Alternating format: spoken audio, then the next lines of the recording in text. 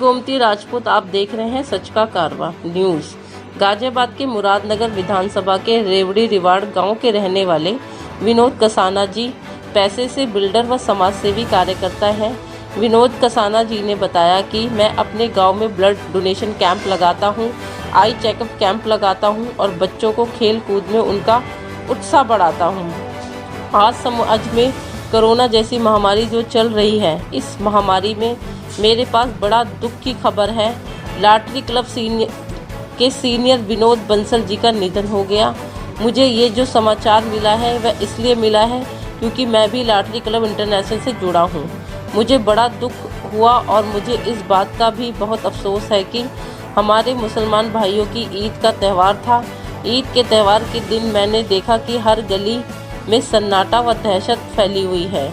इस महामारी के चलते किसी ने भी ईद का त्यौहार सही तरीके से नहीं बना पाए, लेकिन फिर भी मैं अपने मुस्लिम भाइयों को ईद मुबारक की बहुत बहुत शुभकामनाएं देता हूं और इस भारतीय जनता पार्टी के आला कमान कार्यकर्ताओं को भी ये बताना चाहता हूं कि भगवान उनको सद्बुद्धि दे, जिन्होंने इस महामारी कोरोना काल जैसी में चुनाव करवाए।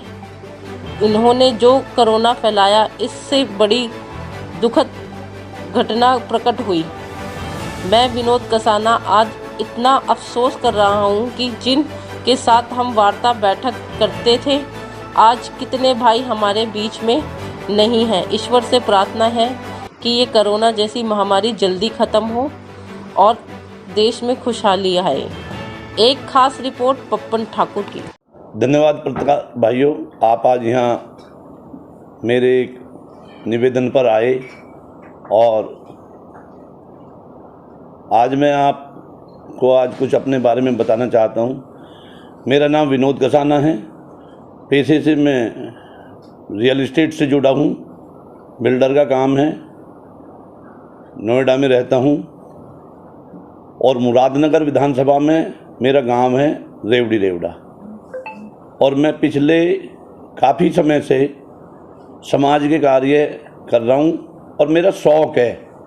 मैं मतलब किसी राजनीति के लिए नहीं कर रहा है, मेरा कोई और उद्देश्य नहीं है। मेरा शौक़ है बिजनेस करना, आगे बढ़ना और उसके बाद में अपने क्षेत्र में समाज सेवा करना, सामाजिक हित में कार्य करना। उसके लिए मैं जो भी करता हूँ, ब्लड डोनेशन कैंप लगाता हूँ, आई चेकअप कैंप लगाता हूँ, बच्चों को खेल से प्रोत्साहित करने के लिए क्रीड़ा कराता हूँ, वॉलीबॉल, बास्केटबॉल, कबड्डी, ये क्रिकेट टूर्नामेंट, ये अपने क्षेत्र में मैं समय समय पर कराता रहता हूँ। आज बड़ा दुखद समाचार है। कई मेरे साथी आज मैं एक संस्था से जुड़ा हुआ हूँ, रोटरी क्लब से, रोटरी इंटरनेशनल से। आज उसके एक बड़े ही सीनियर हमारे वरिष्ठ पास्ट गवर्नर विनोद बंसल जी हमारे बीच से चले गए हैं। बड़ा दुखद है। आज कहने को मतलब मेरे पास बहुत वाक्य है, लेकिन क्या करें, मेरे कई रिलेटिव इस बीमारी से चले गए हैं।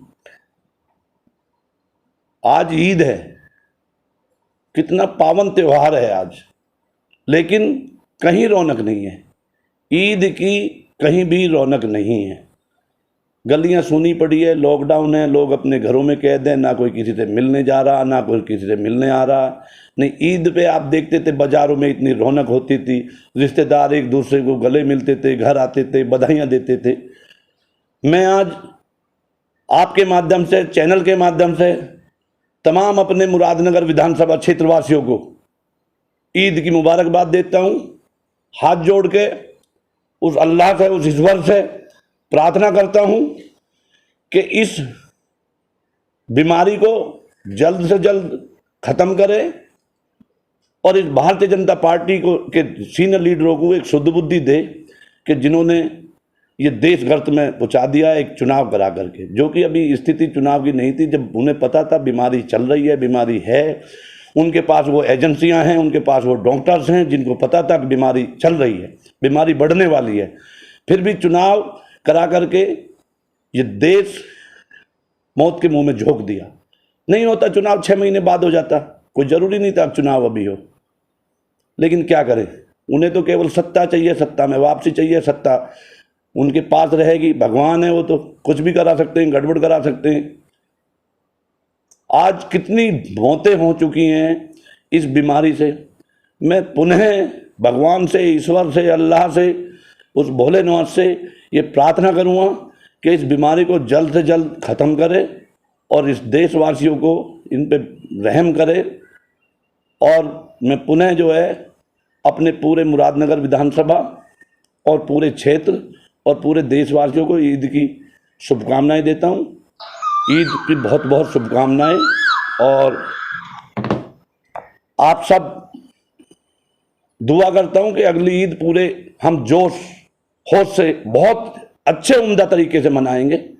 अगली ईद ईश्वर अल्लाह हमारे साथ होंगे और अगली ईद हम आप सबके बीच में बहुत अच्छी मनाएंगे। देखा गया है कि ऑक्सीजन की जो है बड़ी किल्लत रही है, लोग बहुत उससे मरे हैं ऑक्सीजन से उसकी, मगर शहर में उसकी लगातार कालाबाजारी चल रही है, उस पर आपका क्या राय है? पत्रकार भाई, ऑक्सीजन एक ऐसी चीज़ है कि जिसकी कालाबाजारी नहीं करनी चाहिए, जो जीवनदायिनी एक हमारी जीवन में सर्व है, लेकिन लोगों को फिर भी समझ नहीं आ रही है। लोग फिर भी दवाइयों की कालाबाजारी कर रहे हैं। और ये कोई और लोग नहीं है, मैं खुल के कहना चाहता हूँ, ये सब पार्टी, भाजपा पार्टी के सब नुमाइंदे हैं। क्योंकि उन्हें पता है झूठ मूठ का कहानी है, वो लगा दी, ये धारा लगा दी, वो धारा लगा दी। उन्हीं की दवाई है, उन्हीं के लोग हैं, उन्हीं को वो दवाई मिल रही है, वही लोग ब्लैक कर रहे हैं। उन पे सब पे भारतीय जनता पार्टी का हाथ है कहीं ना कहीं, किसी ना किसी रूप से। क्योंकि दवाई आ कहाँ से रही है उनको मालूम है, कौन सेलर है, कौन प्रोडक्ट वो है, डिस्ट्रीब्यूटर है, सब उनको पता है। पार्टी, भारतीय जनता पार्टी ने देश का सत्यानाश कर दिया है। और ये मैं आपको, आपके माध्यम से पूरे देशवासियों को, क्षेत्रवासियों को, सबको मैं एक बताना चाहता हूँ, जितनी जल्दी भगवान सबको शुद्ध बुद्धि दे और इस पार्टी से मोह भंग करो और जो भी आपको अच्छा लगता हो उसको वोट करो। मैं किसी को नहीं कहूँ, मैं किसान यूनियन में रहा हूँ, किसान यूनियन चुनाव नहीं लड़ती, वो सेवक है किसानों की। मैं एक किसान का बेटा हूँ, एक जवान का बेटा हूँ, एक शेर का बेटा हूँ। मैं राजनीति में आया हूँ समाज की सेवा करने के लिए, गलत कार्यों को, गलत लोगों को उखाड़ने के लिए, जो देश के साथ गद्दारी कर रहे हैं, भ्रष्टाचार कर रहे हैं। मैं उनको पूरी कोशिश करूँगा, चाहे इसमें मेरी जान जाए, चाहे मेरा नुकसान हो, चाहे मुझे जेल जाना पड़े, कुछ भी करना पड़े, लेकिन भ्रष्टाचारियों को मैं उखाड़ के फेंकूंगा, जो भ्रष्टाचार करेगा। आज जिंदगी और मौत की लड़ाई चल रही है और उसमें भ्रष्टाचार हो रहा है। ऑक्सीजन का सिलेंडर 40-40 हज़ार का बिक रहा, शर्म की बात है। जब मुझे ये पता चला, मैंने जानकारी करी, ग्रेटर नोएडा में ऑक्सीजन बनाने की एक फैक्ट्री है, रेनॉक्स। मैंने वहाँ संपर्क किया और मैंने मैसेज दिए लोगों को। मैंने सबसे निवेदन किया, भैया ग्रेटर नोएडा आ जाओ, कहीं मत जाओ। कोई राजस्थान भाग रहा, कोई कहीं भाग रहा, कोई हरियाणा भाग रहा, सिलेंडर मारा मारी हो रही है, सिलेंडर की कालाबाजारी हो रही है। लोगों ने स्टॉक करना शुरू कर दिया बिना वजह के घरों में। जब स्टॉक करना शुरू कर दिया तो वैसे ही और सिलेंडरों की शॉर्टेज हो गई। तो सबसे निवेदन किया, सबसे व्हाट्सएप के माध्यम से, पत्रकारों के माध्यम से, सोशल मीडिया के माध्यम से हमने निवेदन किया, कहीं कोई आफत नहीं आने वाली है, ऑक्सीजन हमारे यहाँ बहुत है। और ये जो सिलेंडर दिखाए जा रहे हैं ना, गाड़ियाँ चल रही हैं, सब फेक हैं। पहले हमने बाहर भेज दी, भारतीय जनता पार्टी ने ऑक्सीजन बेच दी, अब वापस इंपोर्ट हो रही है। हमारे पास किसी चीज़ की कमी नहीं है भारतवर्ष में। यहाँ की जो नीति है सरकार की, वो गलत है।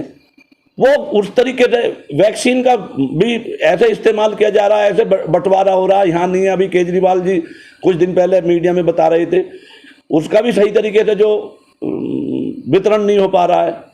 रजिस्ट्रेशन चल रहे हैं, किस बात के रजिस्ट्रेशन चल रहे हैं यार? जाओ खुलेआम, क्या करना चाहते हैं, रजिस्ट्रेशन करा रहे हैं, क्या मकसद है रजिस्ट्रेशन कराने का सरकार का? पहले रजिस्ट्रेशन कराओ, फिर वैक्सीन मिलेगी आपको, फिर वैक्सीन लगवाने जाओ। क्यों?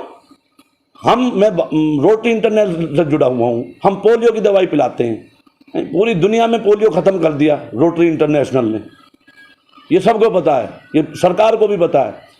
केवल सरकार का साधन हम यूज करते हैं, दवाई सारी रोटरी इंटरनेशनल देती है पोलियो की। आज पोलियो खत्म है, क्या सरकार के पास साधन नहीं है कि कोरोना को खत्म कर दे? जब दवाई इनके पास आ गई है, वैक्सीन इनके पास आ गई है, क्या इनके पास नहीं है?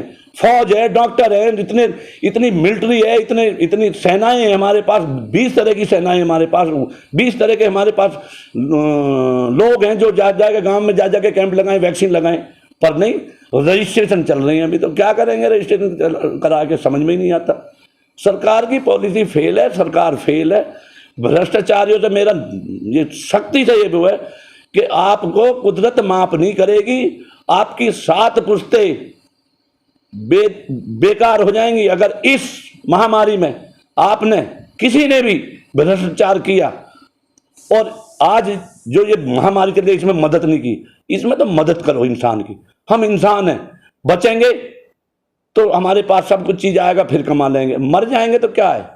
ऐसे ऐसे घर जिनके रात को हैं मेरी नजरों में, छोटे छोटे बच्चे हैं, पत्नी रात को मर गई, पति सुबेरी मर गया, छोटे छोटे 2 बच्चे हैं। मैंने कितने बेड दिलवाए मैं बता नहीं सकता, क्योंकि मैं यहाँ अपना कोई प्रचार नहीं कर रहा हूँ।